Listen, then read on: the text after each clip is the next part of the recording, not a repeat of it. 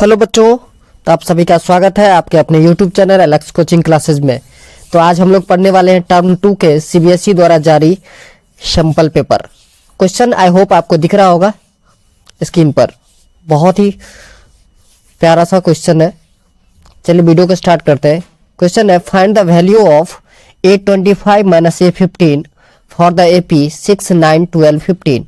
आपका जो AP given है वो है 6, 9, 12 एंड 15 एंड सो ऑन। तो यहाँ से आपका A का वैल्यू मिल गया 6, D का वैल्यू आपको पता है फॉर्मूला A2 माइनस A1। कहोगे सर ये तो बहुत बार पढ़ चुका हूँ।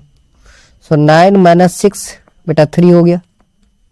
ओके, अब हमें वैल्यू किसका निकालना है? A25 minus A15। So A25 minus A15।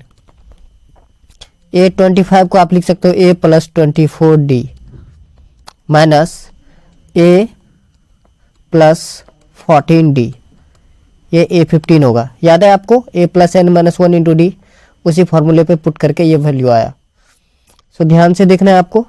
A plus 24D minus A minus 14D। So plus minus cancel out. So 24 minus 14 means 10D।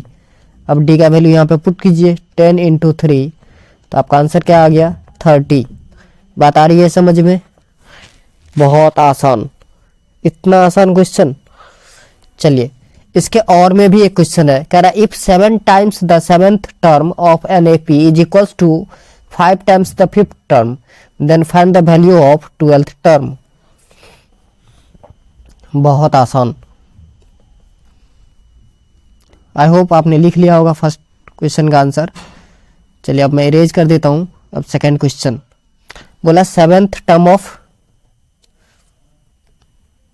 2 नहीं कह सकते और क्वेश्चन है ये। 7 time of A7 is equals to 5 times of A5, यही है।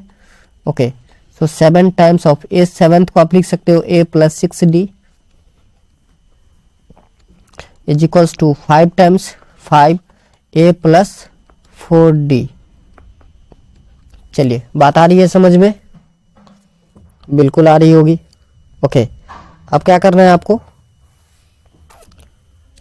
7 से multiply कर दीजिए। सो 7A प्लस 7 6 जा 42D is equals to 5A plus 4 5 जा 20D। आई होप ये बात आपको समझ में आ रही होगी। Okay, so 7A plus 42D minus 5A minus 20D is equals to 0। तो बेटा देखो 7A minus 5A means 2A हो गया। So 2A 42D minus 20D, so 22D is equals to 0। यहाँ से 2 कॉमन ले लो तो A plus 11D is equals to 0। So A plus 11D is equals to 0। और आपको क्या निकालना था? 12th term. तो 12th टर्म 0 होगा। आप कहोगे सर कैसे पता चला? तो बेटा A12 को ही हम लिख सकते हैं A प्लस 11D। क्लियर है? इतनी बात आ रही है आपको समझ में? चलिए next question number 2। I hope आपने लिख लिया होगा। चलिए क्वेश्चन नंबर 2 कह रहा है आपका find the equal value of m so that the quadratic equation mx into 5x minus 6 equals to 0 has 2 equal root. 2 equal root होने चाहिए। क्वाड्रेटिक इक्वेशन है mx into 5x minus 6 equals to 0। So बेटा इसको जब multiply कर दोगे आप तो 5mx² minus 6mx is equals to 0। इतनी बात आ रही है समझ में आपको? ओके, सो यहाँ से m का वैल्यू निकालना है आपको। ध्यान से देखिए 5mx² is equals to 6mx। So m से m कैंसिल आउट, x से ये x कैंसिल आउट, तो x का वैल्यू क्या आ गया 6/5। क्लियर है? अब 6/5 आप रख दोगे तो आपको पता चल जाएगा कि m का वैल्यू क्या होना चाहिए। बात आ रही है समझ में? सो m into 6/5 into 5 into 6/5 minus 6। सो देखिए 5 से 5 कैंसिल आउट, सो m इंटू 6/5 इंटू 0। ये तो पूरा टर्म ही 0 हो गया है। इसका मतलब है मिस्टेक है कुछ क्वेश्चन में, और आपका जो मार्किंग स्कीम है उसमें लिखा है equation 5mx² minus 6mx plus का 9। सो क्वेश्चन अगर प्लस का 9 होगा तो m का वैल्यू सही आएगा, ठीक है। लेकिन यहाँ पे जो हमें क्वेश्चन दिख रहा है इसमें प्लस का 9 कहीं भी नहीं है। तो चलिए मार्किंग स्कीम के हिसाब से अगर आपको क्वेश्चन सॉल्व करके दिखाएं तो कुछ इस टाइप से होगा। क्वेश्चन लिया गया है 5mx² माइनस 6mx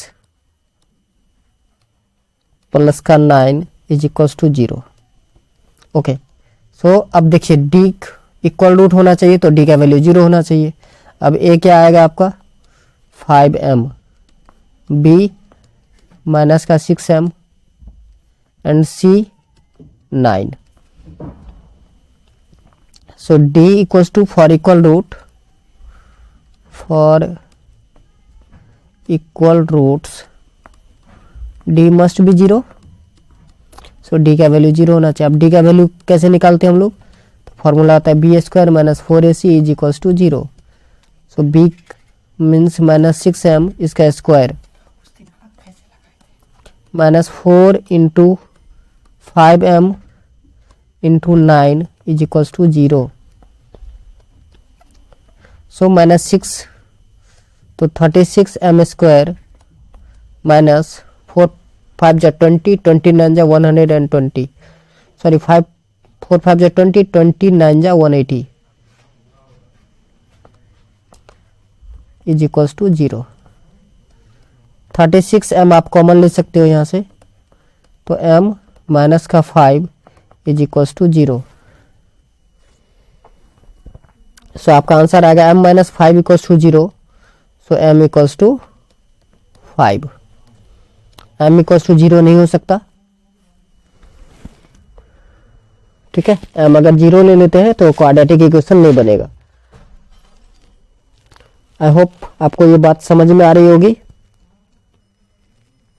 तो m का वैल्यू 5 आएगा।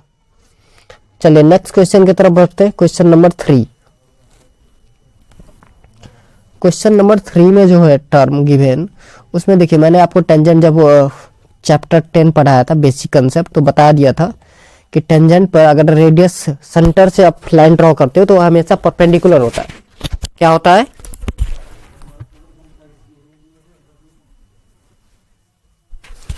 हमेशा परपेंडिकुलर होता है। यहाँ पर फिगर जो है उस फिगर में ही मैं आपको समझा देता हूँ और फिर मैं लिखने वाला हूँ। यहाँ पर देखिए ये एक सर्कल है। इस सर्कल में जब आप ध्यान से देखोगे तो ये टच पॉइंट है और ये देखिए रेडियस है। ये सेंटर से ड्राइंग है तो इसका मतलब ये 90 डिग्री होगा। बात आ रही है समझ में? देखिए मेरा पेन कहाँ चल रहा है, एक और बार फिर से अगेन देखिए, ये एक क्या है टेंजेंट और ये बेटा सेंटर से लाइन आ रही है यहाँ पर, तो इसका मतलब यहाँ पर 90 डिग्री एंगल होगा। ओके, सो ये जो ट्रायंगल है हमारा, नेमिंग क्या कर सकते हैं APO, ये कौन सा ट्रायंगल है? राइट एंगल ट्रायंगल है। तो यही मैं अभी लिखने वाला हूँ। So in triangle APO, in triangle APO, angle OAP is equals to 90 degree. यहाँ पर देखिए ए पर 90 डिग्री बनेगा। ओके, सो अब यहाँ पर अगर 90 डिग्री बन रहा है तो और कुछ गिवन है इसमें, साइन 30 का वैल्यू अगर निकाले, साइन थीटा निकाले, साइन 30 नहीं, साइन थीटा, OAP में अगर साइन थीटा आपको निकालना हो तो क्या हो सकता है, OA बाय OP। तो OA बाय OP, OA देखिए आपको गिवन है रेडियस R और OP जो है वो 2R है। सो R से R कैंसिल आउट, तो क्या बचा 1/2। तो 1/2 sine theta equals to 1/2। So sine theta is equals to sine 30। बेटा साइन 30 का ही वैल्यू होता है 1/2 से कंपेयर कर दीजिए, तो थीटा इक्वल्स टू आ गया आपका 30 डिग्री। इतनी बात आ रही है समझ में? ओके, अगर इतनी बात आपको समझ में आ रही है तो देखिए हमारा ये थीटा 30 डिग्री आ गया, तो एंगल APB क्या हो जाएगा, एंगल APB ध्यान से देखिए P पर, सो 2 थीटा हो जाएगा ये, तो मतलब 60 डिग्री। थीटा 30 है तो ये 32 जा 60 डिग्री। सो APB अगर 60 हो गया तो PBA भी 60 हो जाएगा, क्योंकि ये दोनों PA और PB इक्वल है। तो देयरफॉर आप लिख सकते हैं angle PBA is also equals to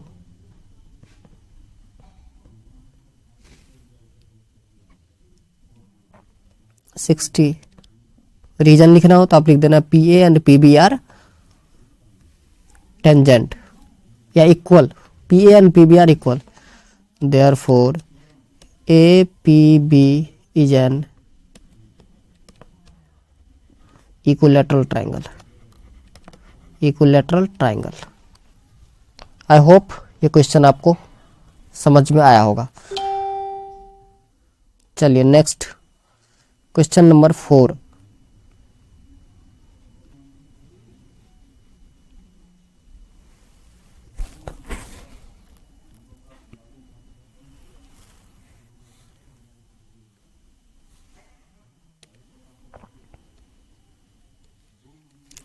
question number 4 है, the curve surface area of right circular cone is 12,320 centimeter square. If the radius of its base is 56 centimeter, then find its area. बहुत आसान, curve surface area given that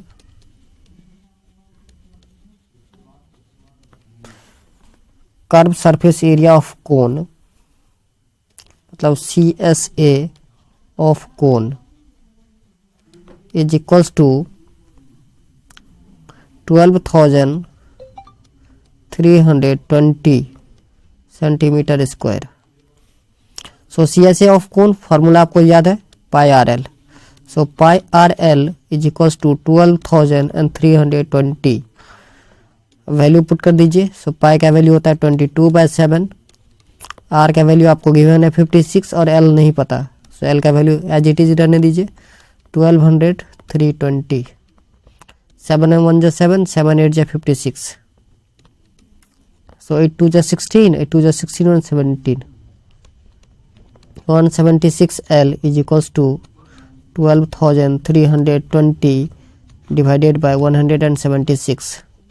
so L equals to आएगा आपका 12,320 bye 176, divide कर दीजिए तो आपका answer जो है वो 70 आएगा। अब आपको निकालना क्या था, हाइट।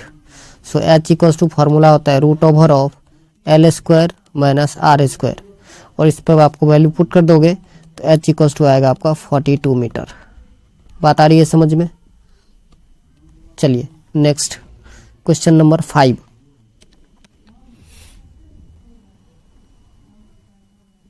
क्वेश्चन नंबर 5 है आपका,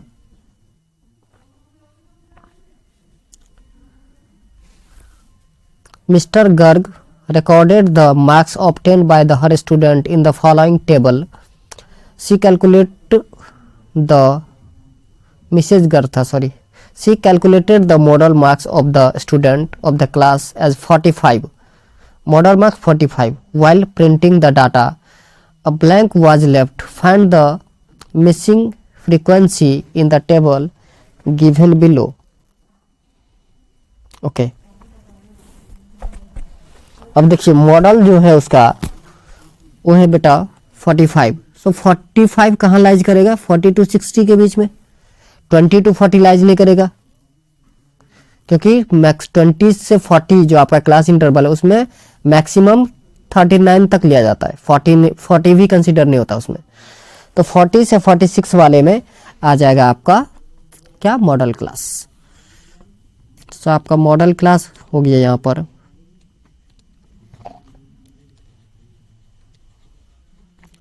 मॉडल क्लास 40 से 60। ओके, सो एल होता है lower limit of model class means 40। उसके बाद हमें निकालना होता है F1। सो F1 होता है frequency of model class. So model class का फ्रीक्वेंसी अब ध्यान से देखिएगा तो नहीं पता है, यही हमें निकालना है। F0 मॉडल क्लास का फ्रीक्वेंसी से पहले प्रीवियस फ्रीक्वेंसी मीन्स 10। F2 तो F2 आपको गिवन है 6 और H मतलब हाइट रेंज तो 20 का है डिफरेंस है। सो 20 तो मोड फॉर्मूला आई होप आपको याद होगा, L plus F1 minus F0 divided by 2F1 minus F0 minus F2 into H। So model 45 या 45 equals to 40 plus F1 minus F0। So F1 आपको नहीं पता, ऐसे ही एज इट इज लिख दीजिए, माइनस F0। F0 तो पता है 10 by 2F1 minus F0 minus F2। F0 है 10 और F2 6। So minus 10 minus 6 into 20। Okay, so 45 minus 40 is equals to F1 minus 10 by 2F1 minus 16 into 20। इतनी बात आ रही है समझ में आपको? सर बिल्कुल आ रही है। ओके, सो अब क्या करना है, यहाँ पर माइनस करोगे आप तो 5 आएगा। सो 5 बाय ये 20 मल्टीप्लाई में इस तरफ लाओगे आप तो डिवाइड में हो जाएगा। So 5 by 20 is equals to F1 minus 10 by 2F1 minus 16। अब आपको 5 1 जा 5, 5 4 जा 20। अब आपको क्रॉस मल्टीप्लाई कर लेना है। क्या करना है? क्रॉस मल्टीप्लाई करना है। सो क्रॉस मल्टीप्लाई आप कर दोगे तो आपका वैल्यू आएगा 4F1 minus 40, 4F1 minus 40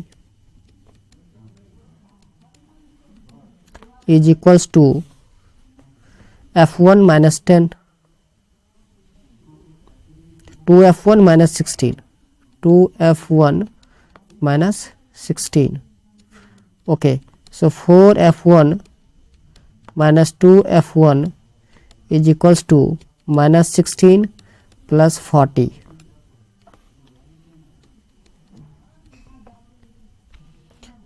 so 2F1 is equals to 24। So F1 is equals to 12। 2 1 जा 2, 12 2 जा 14। सो F1 का वैल्यू आ गया आपका कितना? 12। यही आपका फाइनल आंसर है। F1 is equals to 12। यही बेटा आंसर है। आई होप आपको समझ में आया होगा अच्छे से। इजी है क्वेश्चन, कुछ खास नहीं है क्वेश्चन में, है ना। चलिए नेक्स्ट क्वेश्चन देखते हैं। क्वेश्चन नंबर 6 कह रहा है if Ritu were younger by 5 years then what she really is, then the square of her age would have been 11 more than the 5 times her present age. What is her present age. सबसे पहले हम रितु का present as जो है वो x select कर लेंगे। अब क्या बोला, if Ritu were younger by 5 years then what she really, 5 years younger than she really want, then the square of her age would have been। तो अभी प्रेजेंट x है तो पहले x माइनस 5 हो गया। अब इसका स्क्वायर जो है उसके 5 टाइम्स से 11 ज़्यादा है। तो सबसे पहले लेट कीजिए, late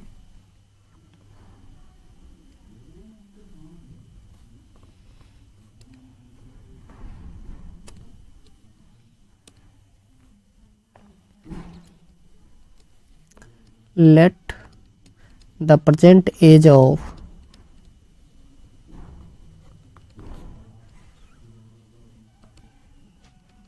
Ritu be x। So 5 years ago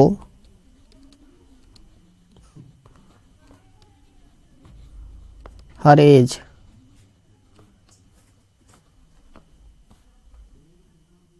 equals to X minus 5। अब पूछोगे सर ये एक्स माइनस 5 कहाँ से लाया आपने। बेटा देखो ना, वो कह रहा है कि 5 साल वो यंगर है, जो सोच रहे हैं उससे 5 साल वहां पर कंडीशन दे रखा है। अब क्या बोला था, इसका स्क्वायर मीन्स एक्स माइनस 5 का स्क्वायर क्या हो, 5 times of percentage more than 11, so 5x plus 11। अब बेटा इसको a माइनस बी का होल स्क्वायर पर तोड़ो तो a square minus 2ab means 10x plus minus 5 का square 25 is equals to 5x plus 11। So X square minus 10x plus 25 minus 5x minus 11 is equals to 0। So X square minus 15x plus 14 is equals to 0। So X square minus 14x minus x plus 14 is equals to 0। So x common ले लीजिए तो x minus का 14 और minus 1 common लेंगे, then x minus का 14 is equals to 0। बात आ रही है समझ में। ओके तो x का वैल्यू क्या आया, 1 और 14।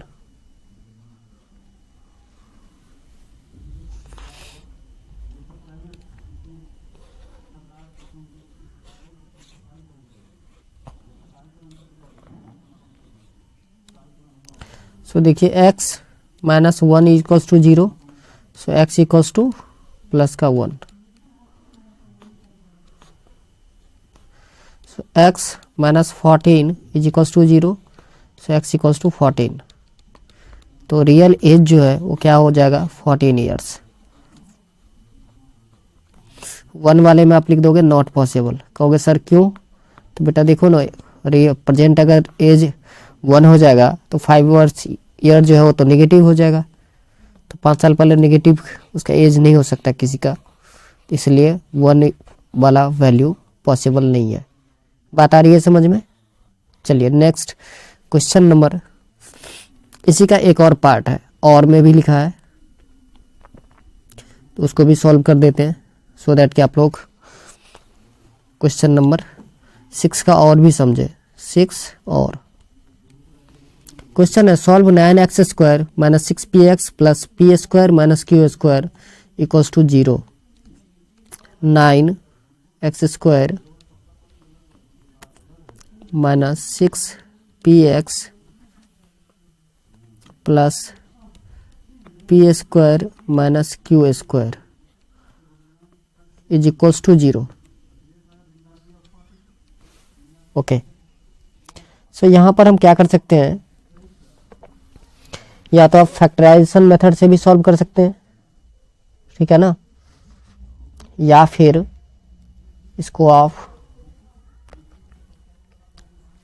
क्वाड्रेटिक फार्मूला से भी सॉल्व कर सकते हैं। क्वाड्रेटिक फार्मूला से सॉल्व करना है तो a इक्वल्स टू 9 हो जाएगा आपका, b इक्वल्स टू माइनस का 6 और c equals to P square minus का क्यू स्क्वायर। अब आपको सबसे पहले d निकालना है, d का वैल्यू होता है B square minus 4ac, so minus 6 का स्क्वायर माइनस 6p का square minus 4 into 9 into P square minus Q square. So 36 P square minus 36 into P square minus Q square. बात आ रही है समझ में?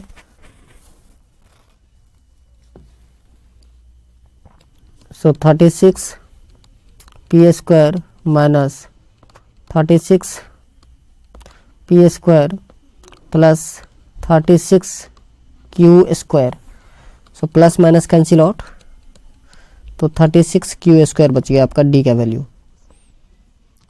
सो अब x निकालेंगे तो x equals to minus B plus minus root D by 2a, so minus minus plus, तो 6p plus minus root 36 Q by 2a means 2 into 9, so 6p plus minus 6q by 18। इतनी बात आ रही है समझ में? ओके, सो इसका जो वैल्यू आ जाएगा x का, 6 कॉमन ले लो आप ऊपर से, तो p plus minus q by 18, सो 6 1 जा 6, 6 3 जा 18, तो x का दो वैल्यू हो सकता है, एक हो सकता है आपका p प्लस क्यू बाई 3 और दूसरा हो सकता है p माइनस क्यू अपॉन में 3। इतनी बात आ रही है समझ में? चलिए नेक्स्ट क्वेश्चन नंबर 7।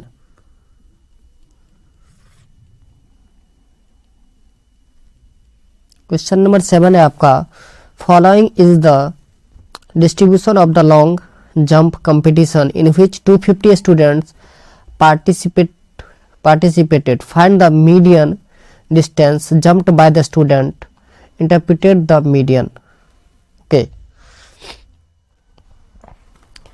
So बहुत आसान। सबसे पहले मीडियन निकालने के लिए हमें CF निकालना होता है, जिसको हम कम्युलेटिव फ्रीक्वेंसी भी कहते हैं। तो 3 टेबल चाहिए। सबसे पहले आपको चाहिए CI,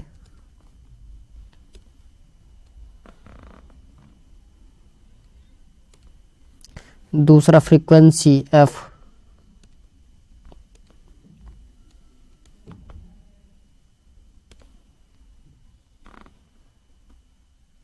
और तीसरा CF, कम्युलेटेड फ्रीक्वेंसी।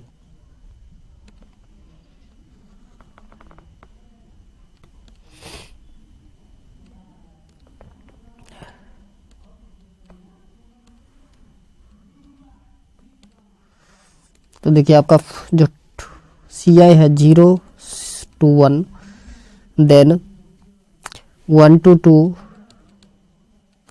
देन 2 से 3, देन 3 से 4, देन 4 से 5।